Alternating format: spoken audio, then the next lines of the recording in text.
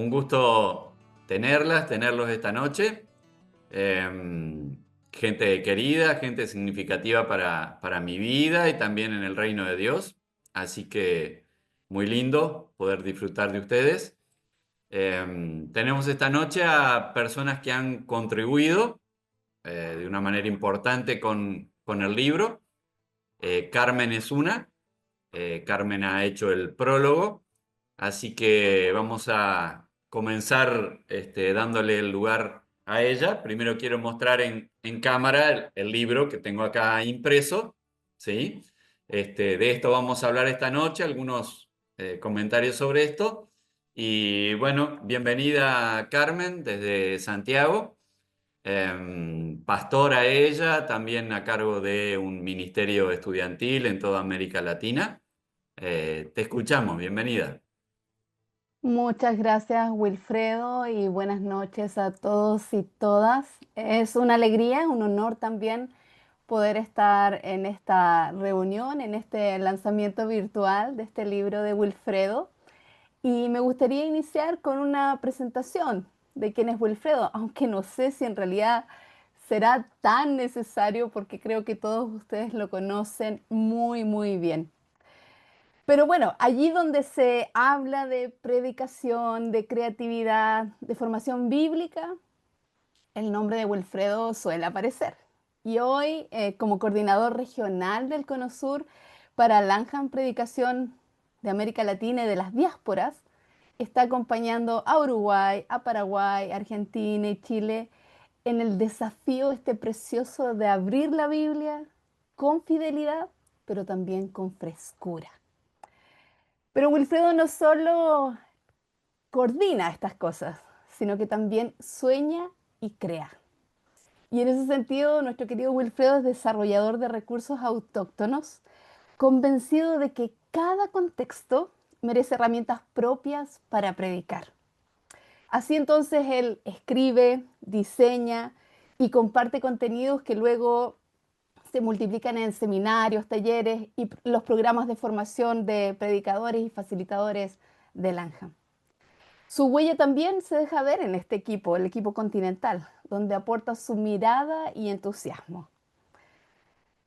Además, combina su amor por la predicación con la docencia, ya que es facilitador de la materia predicación de la UCEL de Rosario, formando a nuevas generaciones de teólogos y teólogas. Y como la creatividad no se le agota, dio vida a proyectos que van mucho más allá del aula. Por ejemplo, el canal de YouTube y el sitio web El Arte de la Vida, que me imagino todos nosotros conocemos. También estos grupos de WhatsApp con recursos para predicar, que se han convertido en espacios de encuentro, de inspiración y de comunidad. Como ya lo saben, y por eso estamos aquí, Wilfredo es autor de libros y artículos que exploran la relación entre predicación, cultura y creatividad. No hay frontera que lo detengan. También eso es cierto. Y a lo mejor tiene que revisar su calendario porque probablemente ha estado fuera de casa por mucho tiempo. Pero él ha sido conferencista y facilitador de cursos y talleres sobre predicación en la práctica en todo el mundo.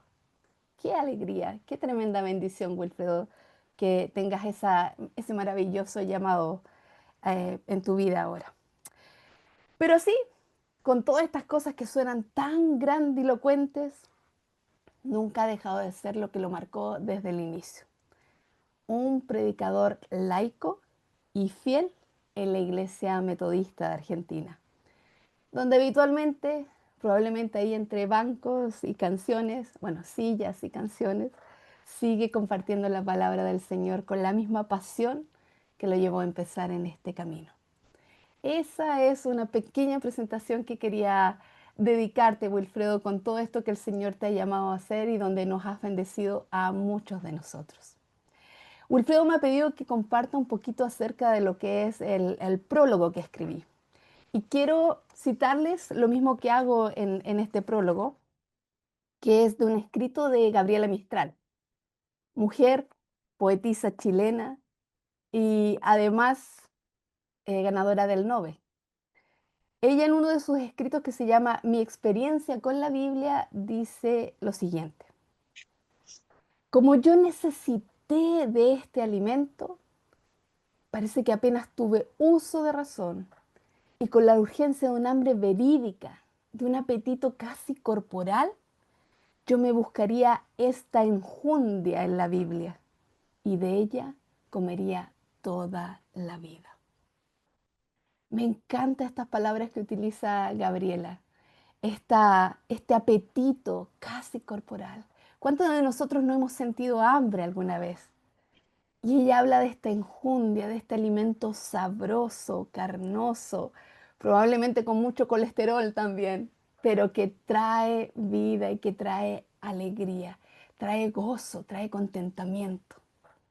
Y me encanta esta figura y por eso la tomé aquí, porque, bueno, en casa, en realidad el que suele cocinar más es mi esposo. Yo no cocino tanto, creo que no cocino tan bien como él. Y ¿saben qué me pasa a mí? Es que yo necesito de una receta para cocinar.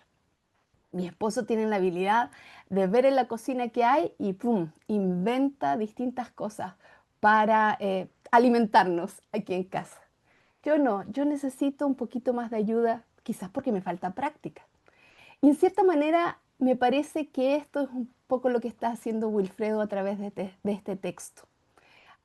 Aquí nos entrega algo así como un recetario de cocina para aquellos que no tenemos tanta práctica, para aquellos que necesitamos alimentarnos de esta vianda enjundiosa porque tenemos hambre, hambre de la palabra. Y de esa manera Wilfredo nos ayuda, dándonos esta guía para acceder de mejor forma a la palabra del Señor. Me parece precioso. Y destaco esta idea de que no lo escribo porque sea mujer y porque sepa cocinar muy bien. Al contrario, porque me cuesta, porque necesito ayuda, es que también valoro esta ayuda que Wilfredo está entregando a tantos y tantas predicadoras de este mundo y en especial de América Latina. Así que, como lo digo en el prólogo también, preparémonos, ¿no? Preparemos nuestros delantales, preparémonos para quizás armar un desayuno, un almuerzo, una cena especial. Hay distintas instancias donde podemos preparar deliciosa y enjundiosa comida para uno mismo y para compartir con otros. Y quiero terminar con la misma frase de este cantante que yo denomino que es un profeta, Jorge Drexler, que él dice, amemos la trama más que el desenlace. Y justamente esta idea, más que el estudio que podemos llegar a tener, más que el resultado, más que lo que la gente va a decir después que nosotros expongamos de la palabra, está justamente este proceso de alimentarnos, de meter el dedo en lo que estamos preparando, de degustar y descubrir en esos detalles tan íntimos, tan pequeñitos, pero tan fuertes, la presencia misma de Dios a través de su Espíritu Santo. Así que les invito a deleitarse con este libro y muchas gracias, Wilfredo, por darte el tiempo de escribirlo y de compartirlo con nosotros. Bueno, muchas gracias, muy amable Carmen. No tengo que decirle que Carmen es una excelente predicadora, ¿no? Ustedes se deben haber dado cuenta, mantiene a su auditorio ahí como nos tuvo a nosotros, con su poesía, con su manera interesante de hablar, de gesticular. Así que muchas gracias, Carmen, por esta presentación. Gracias también, estoy viendo que se han sumado Andrea Alves, que ha hecho la corrección de texto de todo este libro. Muy, muy agradecido a ella. Está también Silvia Chávez, que hizo la corrección teológica de este texto también. Así que nos acompaña también Hugo Urcola, desde Buenos Aires. Hola, Hugo. Carlos Suazo, desde Honduras. Bienvenidos también, amigos, amigas de la vida. Nos acompaña también Anaí, que ha hecho una presentación también del libro y tendrá un tiempo de preguntas luego de la presentación. Graciela también, jujeña ella, pero que está hoy en Buenos Aires. Carlos Peirone, un habitué de Belleville, también aquí entre nosotros, así que bienvenidas, bienvenidos a todos ellos. Bueno, eh, con Esteban armamos algunas pantallas de lo que es el libro y me gustaría destacar algunas cosas, ¿sí? En los breves minutos que tengo. Así que Esteban va a ir pasando algunas cositas. Bueno, esta es la tapa y la contratapa. Tapa, lomo y contratapa, como si el libro estuviera abierto, este, como para que lo tengan en mente, ¿sí? Siguiente diapositiva. Vamos a ver un poquito el prólogo. De qué trata en general el libro? Bien.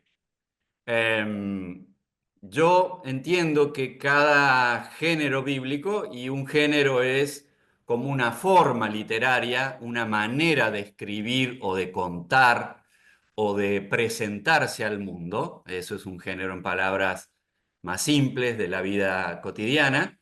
Entonces creo que hay que hacer un esfuerzo por acercarse a cada género bíblico de una manera particular, ¿sí? Bien, entonces la primera parte, hay una reseña de todos los géneros que habitan o algunos de los géneros que habitan en nuestro creativo y bello texto bíblico, porque eso es lo que es. La verdad, un almuerzo con toques de todo lo que uno pueda tener para seguir con la metáfora de Carmen, que nos hizo dar hambre y yo voy a seguir dando hambre también mientras hablamos. Este, y entonces planteo en primer lugar cómo abordar y predicar los textos discursivos con algunas ideas. La siguiente pantalla, por favor, Esteban. Luego textos narrativos y al final textos poéticos, con una parte final del libro de conclusiones en cada uno de estos géneros, ¿sí? ¿Por qué la elección de estos géneros? Bueno, los estudiosos, los biblitas actuales, dicen que entre el 70 y el 90% de la Biblia se compone de narrativa, discurso o enseñanzas y poesía. Entonces, pienso yo que abordando estos tres géneros, uno tiene para predicar entre el 70 y el 90% de la Biblia, lo cual no es poco, y lo cual tampoco no es aleatorio, porque en la narrativa tenemos todos los evangelios que hablan sobre la vida de Jesús, casi nada, ¿no? Para quienes nos Mm.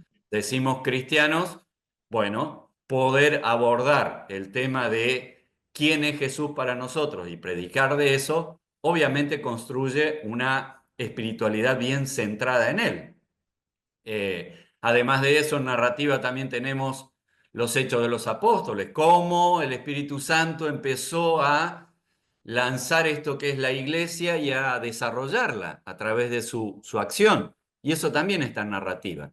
Y tenemos enseñanzas en el Nuevo Testamento, pero enseñanzas que también aparecen en el Antiguo Testamento a través de algunos géneros un poquito más complicados, como la profecía, que a veces usa también de los discursos, y todo lo que tenemos en el Nuevo Testamento con las epístolas y el Evangelio de Juan, por ejemplo, lleno de enseñanzas o discursos de Jesús. Y finalmente lo poético. Bueno, piensen ustedes en todo el contexto del Antiguo Testamento y estos libros bellísimos, que está todo en poesía hebrea, ¿no? Salmos, Proverbios, Eclesiastés, Cantares, muchas de las profecías de los profetas mayores y menores, tanto material de escrito en poesía que tenemos en el Antiguo Testamento. Entonces esa es un poco la idea que me llevó a reducir en este libro estos tres géneros y abordar tres géneros. Voy ahora a particularizar un poquito cada uno de ellos o los ribetes que yo quise pintar en cada uno de esos géneros. La siguiente diapositiva, por favor, Esteban.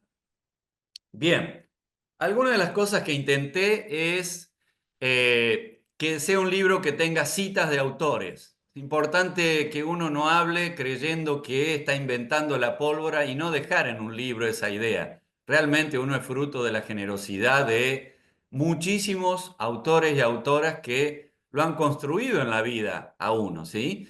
Así que lejos de ser un dato de, ay, mirá cómo cita libros, mirá cómo cita autores, mirá cómo conocen, es casi en mi libro un reconocimiento a todos aquellos y aquellas que me han bendecido con lo que han escrito. Yo no partí del cero, no, partí de lo que muchos y muchas otras han hecho en la historia de la teología y también de la Biblia, ¿no? Así que lo que van a encontrar aquí es citas que estén apoyando y que estén manifestando aquellas cosas que a mí me parecen que me han formado y me han hecho llegar para escribir de donde escribo, ¿sí? Con un dejo de gratitud enorme a quienes han abonado mi vida y también mi reflexión y mi vida de fe, obviamente. Lo que hay y lo que ven en esos códigos QR es que me pareció bueno no solo hablar de cosas que se podrían hacer para predicar, sino poder verlas en una predicación. Entonces, cada uno de esos QR que van a aparecer en el libro son más de 30 predicaciones de ejemplo que hay y que uno puede en el libro directamente escanear con su celular e ir directamente a la predicación. Son maneras de aplicar cosas que a mí me parece que son interesantes en este mundo y en esta Latinoamérica, que nos desafían a predicar de una manera especial, ¿sí? En contextos especiales. Así que van a encontrar muchos códigos QR como ejemplos de lo que yo pretendería que uno se anime a hacer predicando narrativa. Siguiente diapositiva, por favor, Esteban. Lo que también van a encontrar en la predicación de los discursos es valorar mucho de lo que es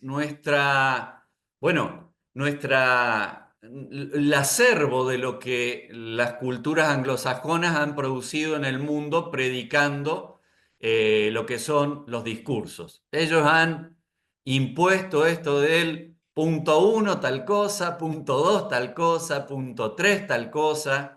Y yo creo que esa es una buena manera, ¿sí? Y hasta han encontrado como reglas que nos ayudan a retener esto que está en el punto uno, en el punto 2. A veces los puntos empiezan con la misma letra, a veces los puntos configuran una palabra o las letras iniciales de esos puntos configuran una palabra, un concepto, una idea.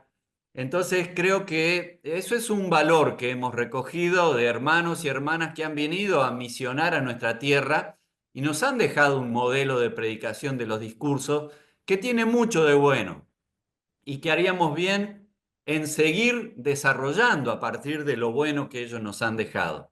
Así que una de las cosas que yo valoro es esto y las que propongo también cuando hay una enseñanza discursiva. Eso está destacado en verde ahí en esta página izquierda.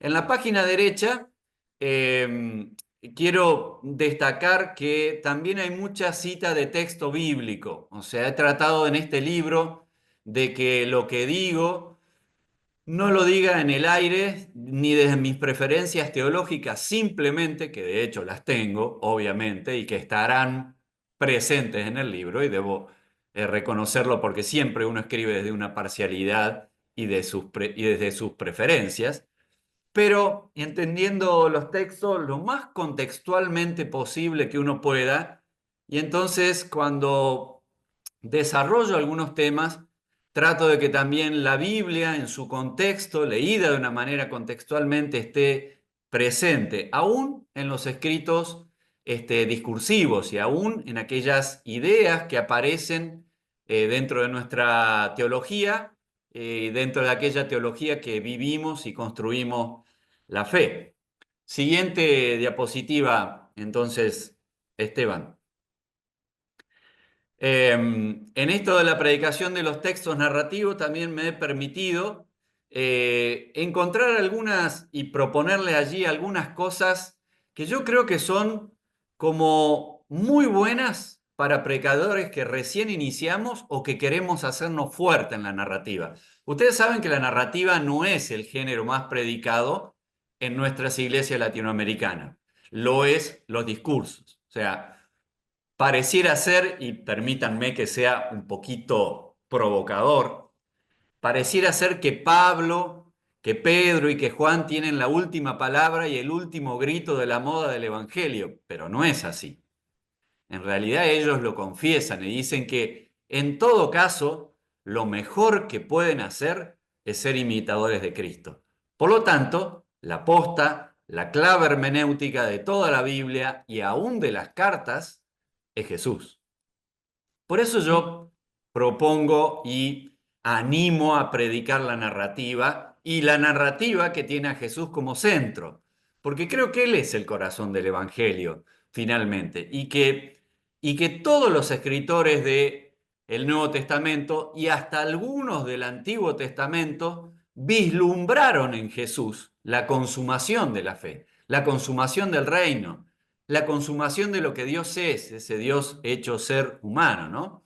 Entonces, me permití desarrollar algunas de las cosas que aprendí leyendo el Evangelio de Marcos. Sí, sí, sí, sí, el Evangelio de Marcos, ese cortito, ese que tiene mucha síntesis, ese que parece que Marcos va a caballo todo el tiempo, que anda en el auto todo el tiempo registrando historias, pero historias muy sintéticas. Y mire, les propongo a ustedes en este libro que conozcan a las 11.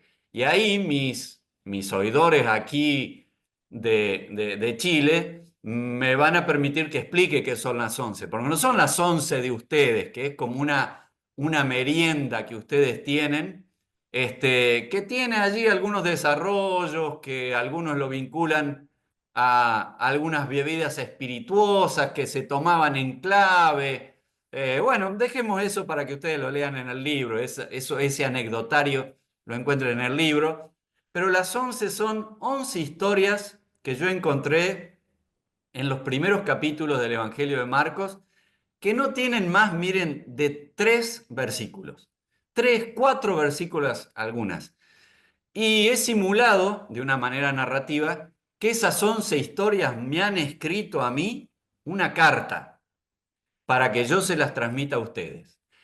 Y en esa carta, esas 11 historias breves, brevísimas, me cuentan a mí cuál es el beneficio para la vida de fe de predicar estas 11 historias. Así que yo las animo a que ustedes lean esta carta que, figurada por supuesto, ¿sí?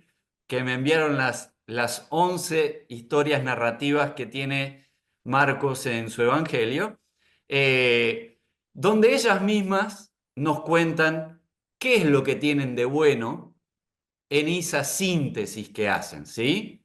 Lo bueno que es breve, doblemente bueno, ¿sí? Dice un dicho popular que se conoce en toda América Latina. Y creo que eso es lo que tienen. Hay historias breves, muy, muy poderosas, muy, muy poderosas.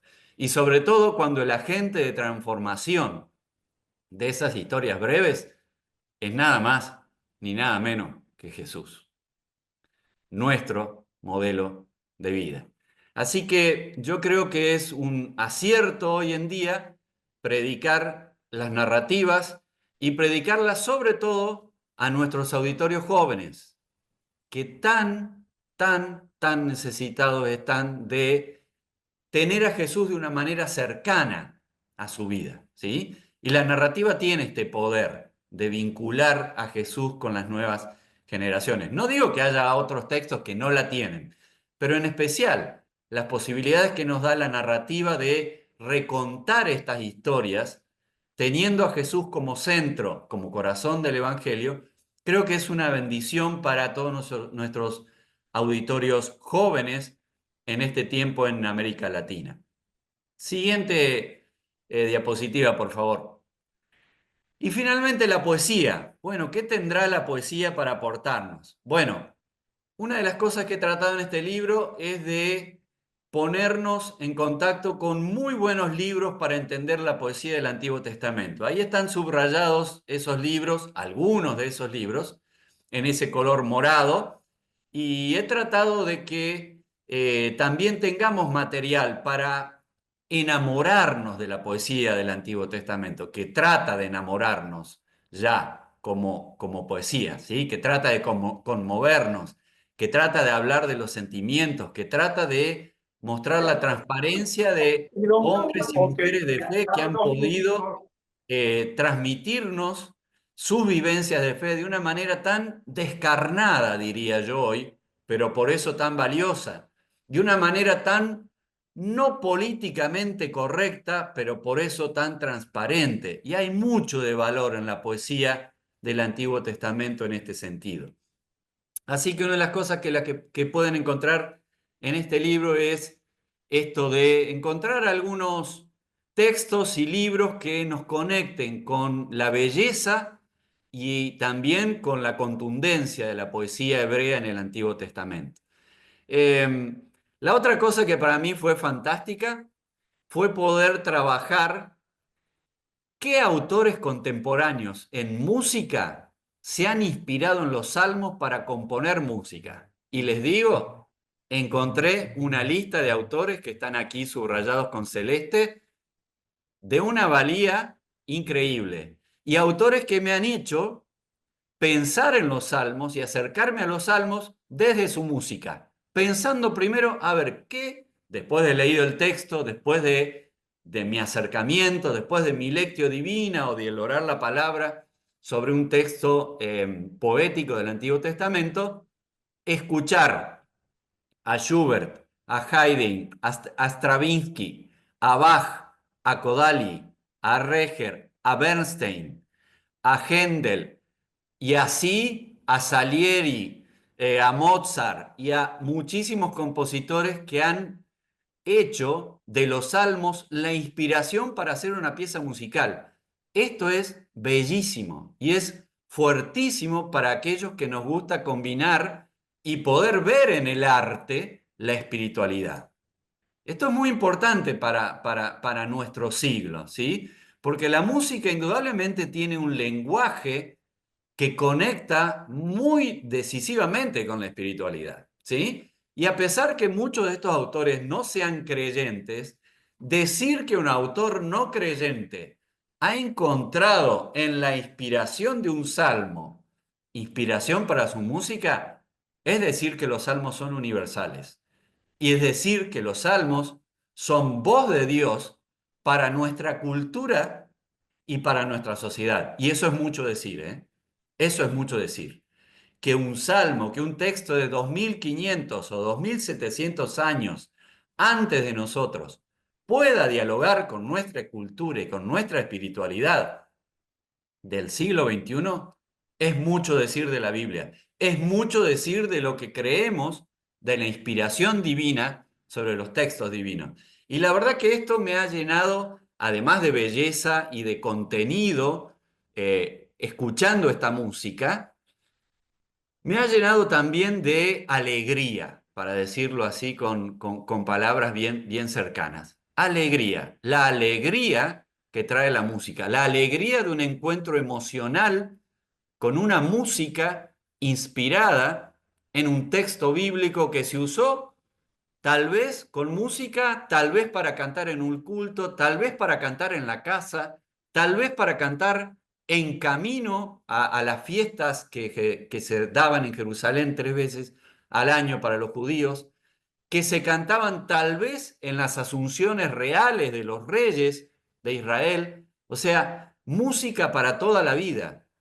Música que se entonaba o que se pensaba cuando un rey se sentía perseguido, cuando había sentido que el pecado le había dejado el corazón paralizado y los huesos secos y su carne totalmente seca también. Entonces, creo que esta vitalidad que tienen los salmos, esta vitalidad del arte que abreva en los salmos y en la poesía hebrea, es algo realmente bellísimo para exponerse a ellos mismos y para construir espiritualidad en nuestro siglo XXI. Así que estos son un poco los valores que yo encuentro. Siguiente diapositiva en estos recursos. Y una última cosa que comento de la poesía. He tratado de hacer fácil lo que mis grandes maestros de teología me han enseñado, pero de una manera muy difícil, ¿sí? Severino Croato era especialista en, en este análisis semiótico y semántico de los salmos, ¿sí? Y creo que los salmos, por esto de la poesía hebrea, tienen una riqueza impresionante. Ustedes saben que la poesía hebrea es casi como un juego de repeticiones, no repeticiones porque sí, repeticiones intencionales, ¿sí?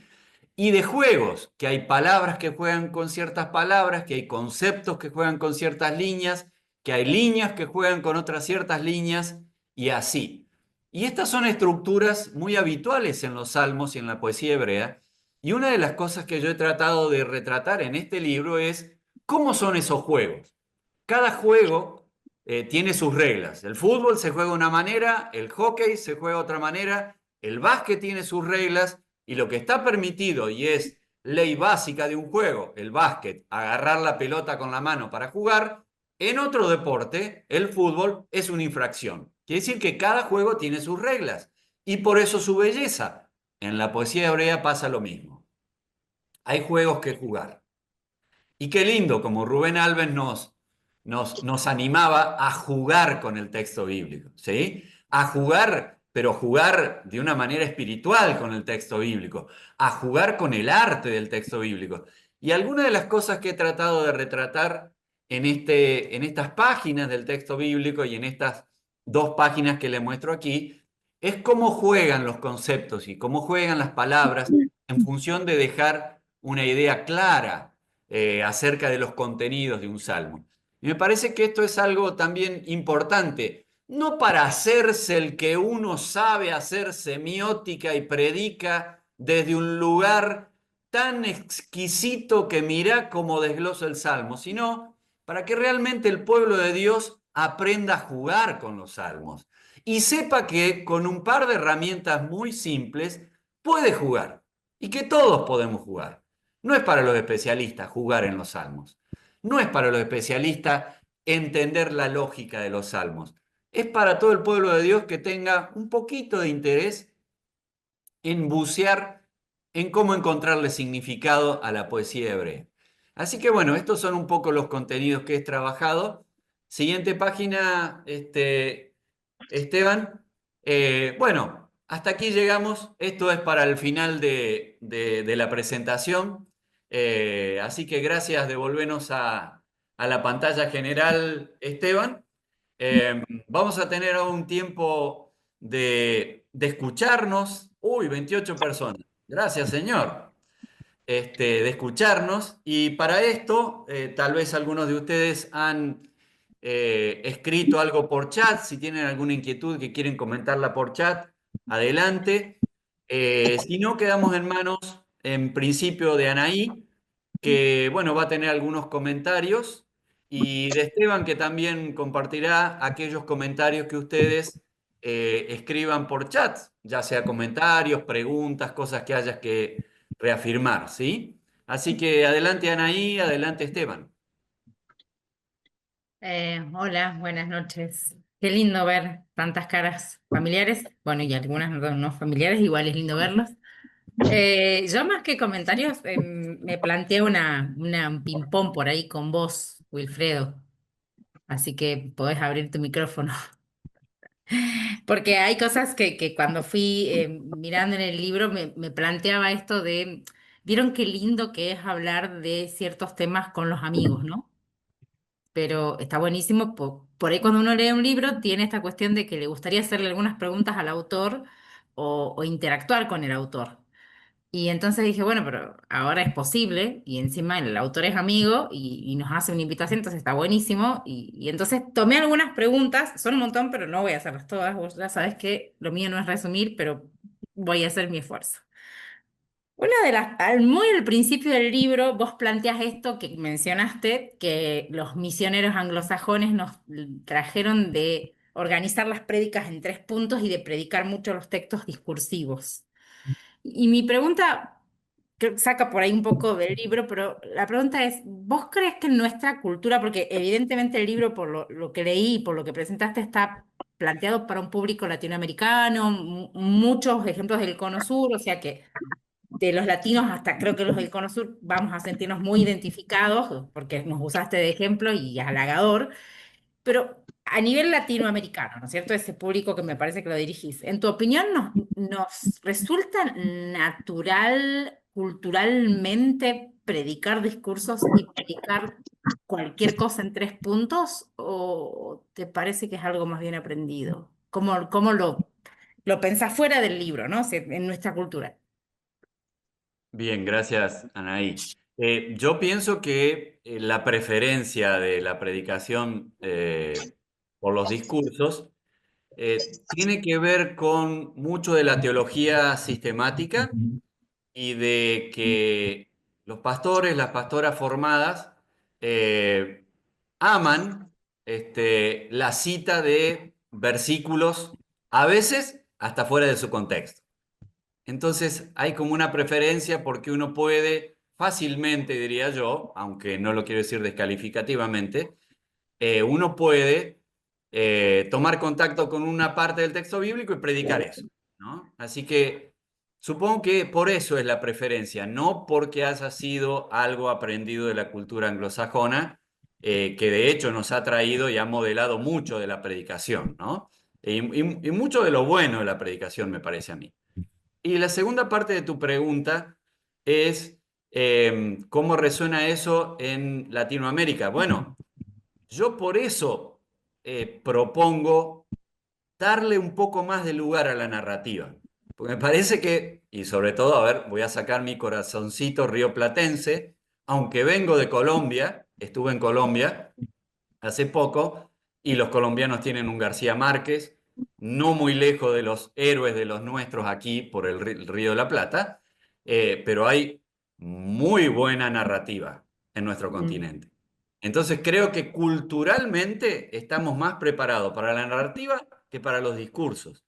Y nuestros auditorios también. Por eso me parece que sería interesante darle un lugar a la narrativa. No sé si eso va un poco por el lado que querías que desarrolle.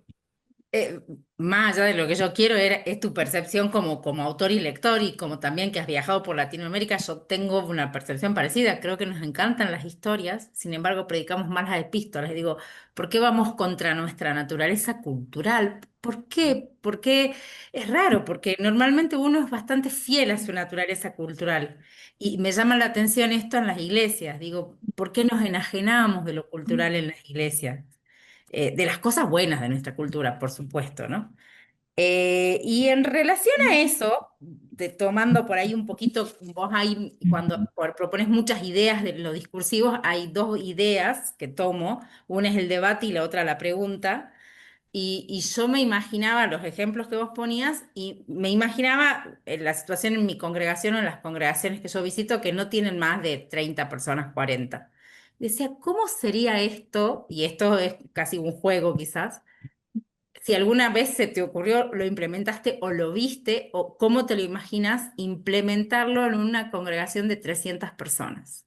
Un debate o una pregunta, ¿no? Estos recursos ya que están predicado el discurso, o sea, estas ideas creo que está buenísimo que los que predican discursos tomen de estas ideas, ¿no? Entonces me imaginé eso, toma cualquiera.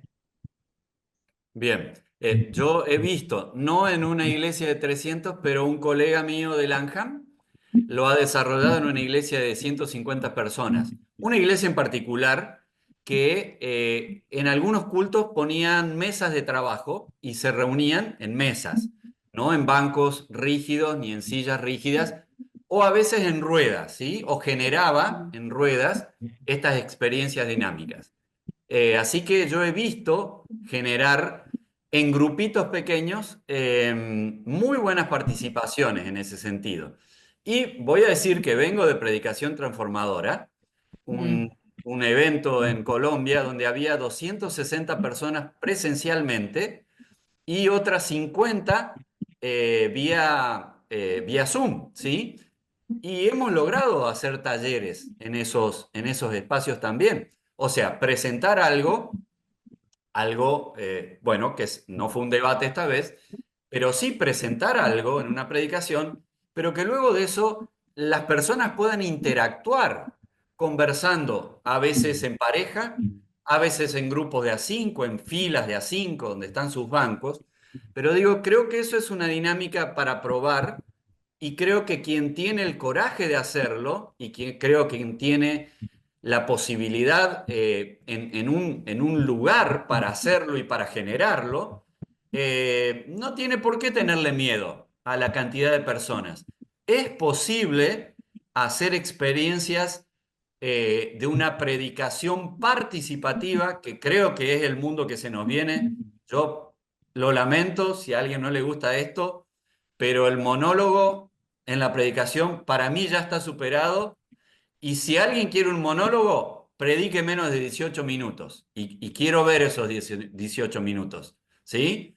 Inspirado por TED, por supuesto, por quienes son especialistas en esto de cuánto hay que hablar para retener la atención de alguien, ¿no? Entonces, creo que la predicación participativa se va a convertir cada vez más en un requisito insoslayable de nosotros. Entonces, estas dos experiencias en una iglesia de acá de Córdoba, de una persona de Langham que lo hizo. Y esta experiencia en predicación transformadora me dicen que sí es posible con grupos grandes tener predicaciones en donde haya una parte compartida por alguien y una parte en donde el pueblo de Dios participa como pueblo de Dios también. Bien, buenísimo. La verdad es que creo que era desafiante la pregunta y me encanta que justo hayas podido vivir estas experiencias y compartirlas con nosotras y que nos alienten. Vamos a los narrativos. Tengo una pregunta de ahí. En todas, cuando vos inicias cada una de las secciones, ¿no? Decís, ¿qué nos perderíamos si no tuviésemos los discursos? ¿Qué nos perderíamos o si no tuviésemos, perdón, qué nos dejan, ¿no? Si solo tuviéramos... quiero cambiar la pregunta en cuanto a la narrativa. Em, si solo tuviéramos la narrativa y si no tuviéramos la narrativa, ¿qué nos perderíamos?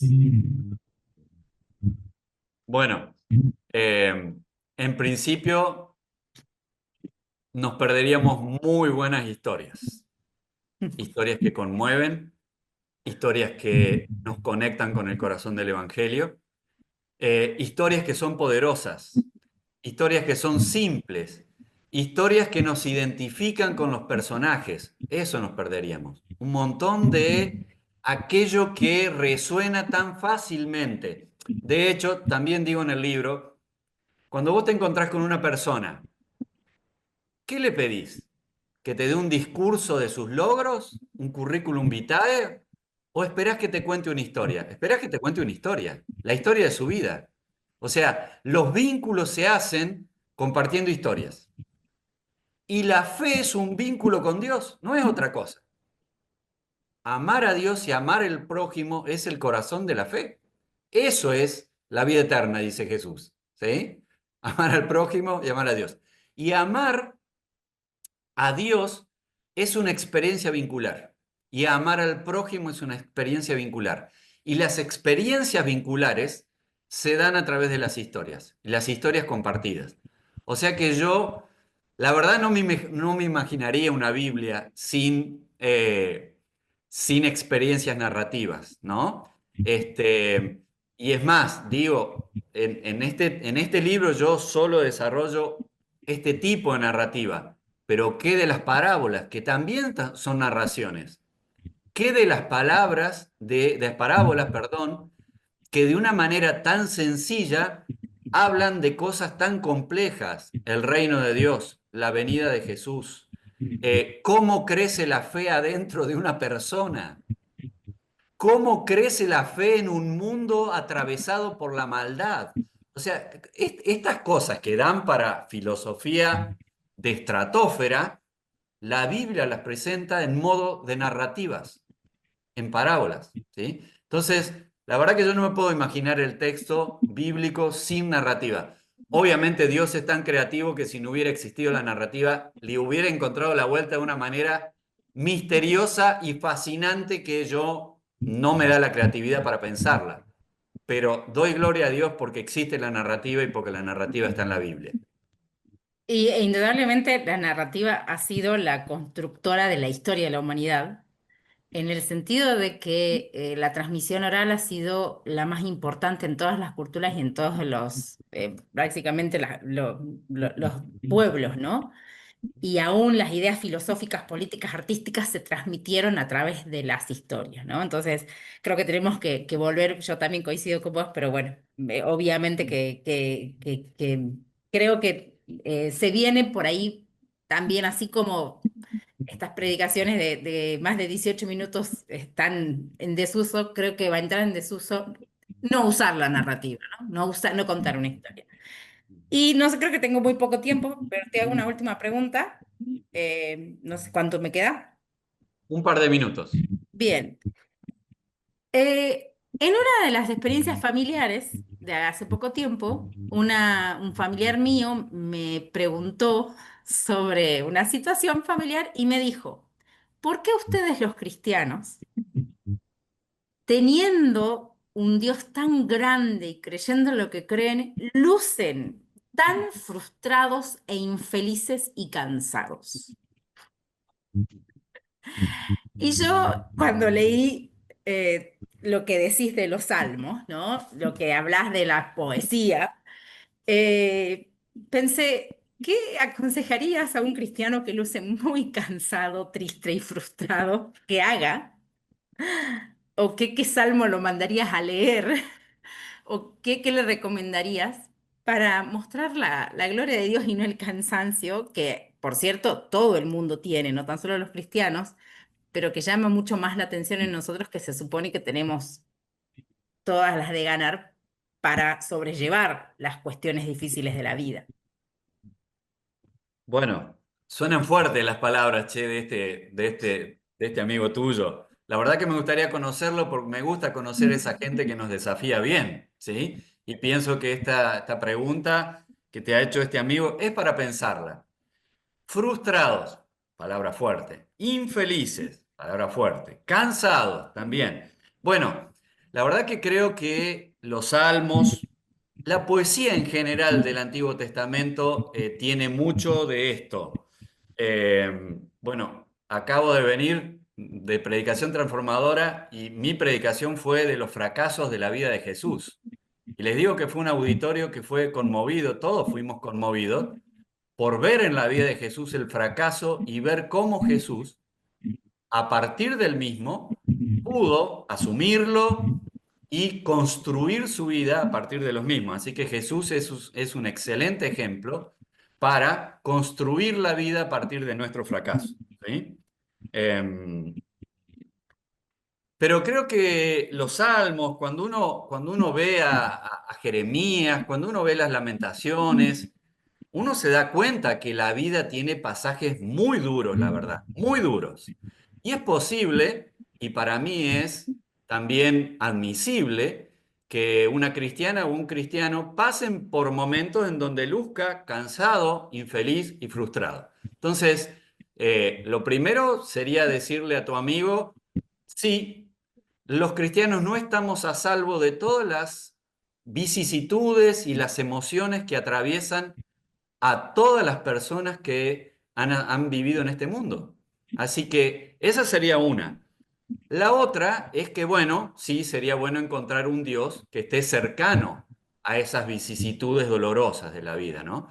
Y yo creo que la poesía del Antiguo Testamento nos pone en contacto con esas situaciones. O sea, ver a los profetas gimiendo, esperando voz de Dios, pidiéndole a Dios que por favor actúe, que por favor se ponga la 10 en nuestro lenguaje futbolero, que salga a la cancha, que gambetee la realidad, que triunfe, que haga un gol, es algo que nosotros, digamos, deseamos y que también esperamos de nuestro Dios, ¿no? Así que pienso que la compañía del Dios en esas situaciones de frustración, infelicidad y cansancio es importante. Eh, y sí creo que podríamos manifestar como manifiestan los salmos de lamento, manifestar todos nuestros lamentos. Ahora, aprendí hace muy poco sobre los salmos de los lamentos, algo que significó mucho para mi vida y que todavía no creo que lo logre. y es la capacidad que tienen quienes componen salmos de lamento para terminar dando un grito de confianza en Dios. A mí eso me cuesta. A mí eso me cuesta. A veces me instalo en el lamento. A veces me quedo en el lamento. A veces patino en el lamento como en dulce de leche. A veces no salgo del lamento. Pero lo que justamente pude ver en estas experiencias que el salmista y muchos profetas de mayores y menores del Antiguo Testamento tienen, es que luego de ese lamento, luego de enfrentarse a Dios, luego de decirle muy sinceramente todas las cosas que no comparten con su manera de ser y de actuar, terminan diciendo, pero confío que vendrá tu respuesta, pero confío que te vas a hacer presente, pero confío en que algo vas a hacer en mi vida, en la vida de la geopolítica de Israel, en la vida del pueblo de Israel, etcétera, etcétera. Y eso creo que es un signo que también debiera atravesar nuestra vida, ¿sí? En medio de nuestras frustraciones, infelicidades, cansancios, lamentamos, pero la última palabra no la tiene el lamento, la última palabra la tiene en la confianza en Dios. Y eso me gustaría poder vivir, confieso, ¿no? Y no tengo más preguntas, solamente decir para esto que estabas diciendo, qué maravilloso ha sido para mí, y sé para muchos otros, encontrar que Dios nos permite expresarnos. No censura nuestros sentires y no censura la expresión de los mismos, que a veces, erróneamente, nosotros sí censuramos en las iglesias. Y no permitimos esa sinceridad con Dios, que al fin y al cabo tampoco le podemos esconder nada, ¿no? Así que sí tengo otras preguntas, pero no las voy a hacer. Así que creo que hay preguntas ahí en el chat que Esteban te hará. Bueno, Esteban, ¿querés hacer una preguntita de las que están en el chat? Con mucho gusto, Wilfredo. Un saludo a todos. En realidad, en el chat hemos visto más comentarios o contribuciones a lo que se ha estado conversando en este ping-pong que hemos tenido con Anaí. Y Carlos nos comparte que en una iglesia de Córdoba se está predicando en una mesa con 3 o 4 oradores en simultáneo y que le pareció de lo más creativo y que de una forma u otra también tenemos que dejar el monólogo para compartir la palabra, ¿no? La iglesia se llama Toma tu lugar y es una propuesta muy interesante por parte de Marcos Brunet. Y cuando estábamos conversando en relación a esta pregunta, este comentario que te hizo tu amigo Anaí, Rubén nos compartió que estas palabras que brotan también de la Biblia, dice, me mostrarás la senda de la vida, en tu presencia hay plenitud de gozo, delicias a tu diestra para siempre. Cuando hablábamos de qué pasajes o qué textos podríamos compartir para personas que sienten eso. Acá tenemos una pregunta de Hugo que dice, ¿dónde se puede adquirir el libro y cómo se distribuye? Bueno, muchas gracias. Esteban es nuestro soporte tecnológico. Gracias a él tenemos la sala que tenemos. Gracias a él tenemos esto tan prolijo de que cuando alguien habla aparece en pantalla. Es un mago, hace magia del otro lado. No sé cómo hace. Así que muchas gracias, Esteban, por tu colaboración. La valoro muchísimo, hermano. Muchas gracias. Esto me lleva entonces a la última parte, Esteban. ¿Podríamos poner las últimas dos diapositivas?